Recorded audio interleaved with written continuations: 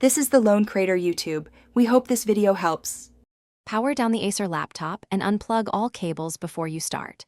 Remove the battery if it is removable or ground yourself to avoid static. Use a Phillips #0 screwdriver to remove the bottom panel screws carefully. Inspect the SSD compartment to determine whether you have a 2.5-inch SATA or M.2 2280.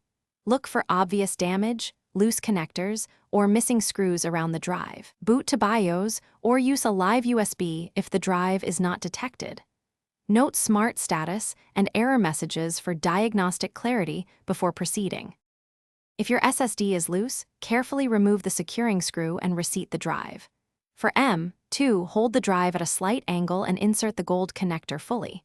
Replace any missing standoff or M.2 screw. Typical screw size is M.2.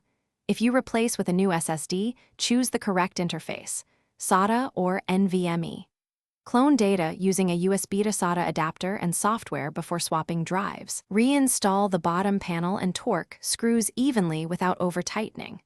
Boot to BIOS to confirm the SSD is now recognized properly.